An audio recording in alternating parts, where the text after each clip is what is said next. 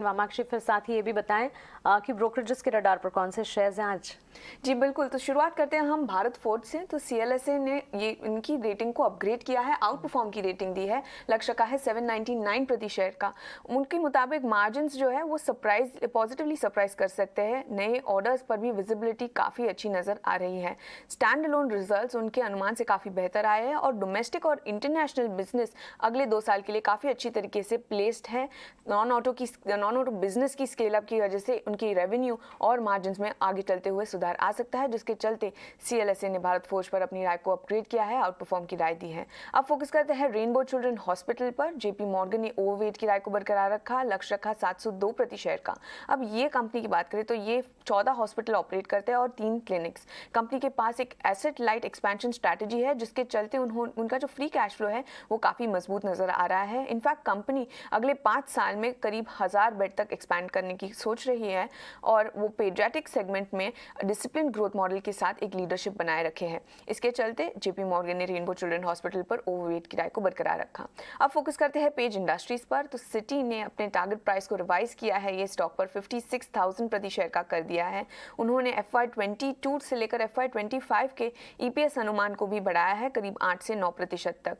Page aggressively ramp up कर रहा है अपनी डिस्ट्रीब्यूशन रीच को और उनकी जो मार्जिन्स है इसके बावजूद करीब 22% पर उन्होंने मेंटेन कर रखी है, जिसके चलते सिटी ने पेज इंडस्ट्रीज पर अपने टारगेट को रिवाइज किया है, 56,000 प्रति शेयर का टारगेट प्राइस दिया है।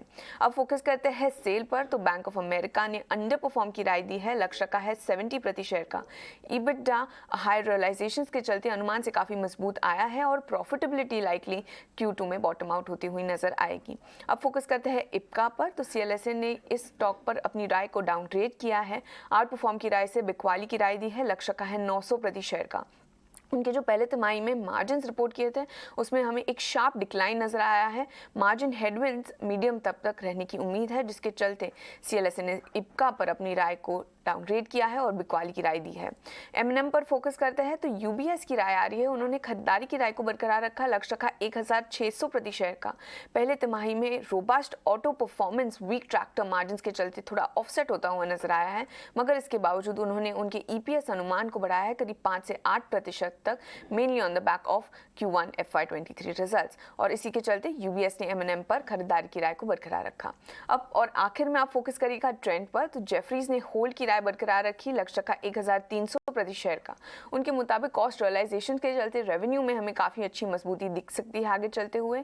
ट्रेंड ने पहले तिमाही में रेवेन्यूज में काफी अच्छी मजबूत ग्रोथ देखी है और डिस्काउंटिंग के चलते ग्रॉस मार्जिन हालांकि गिर चुके हैं। इसी के चलते उन्होंने ये सारे फैक्टर्स को ध्यान में रखते हुए उनके EPS अनुमान को बढ़ाया है करीब 7 से 9% तक, और ओवरऑल देखें तो जेफरीज ने ट्रेंड पर होल्ड की राय बरकरार रखी है। बिल्कुल वामाक्षी, शुक्रिया ये सारे ब्रोकरेज रिपोर्ट्स और रिजल्ट एक्सपेक्टेशंस हमारे साथ शेयर करने के लिए। तो कई सारे ब्रोकरेज रिपोर्ट्स आते हुए दिखे और हो भी क्यों ना, रिजल्ट के ठीक बाद ब्रोकरेजेस के रडार पर लगातार शेयर्स हैं और उनके रिपोर्ट्स हम आप तक पहुंचा रहे हैं। इससे जुड़े अपडेट्स भी हम आपको ज़रूर दिन भर में बताएंगे।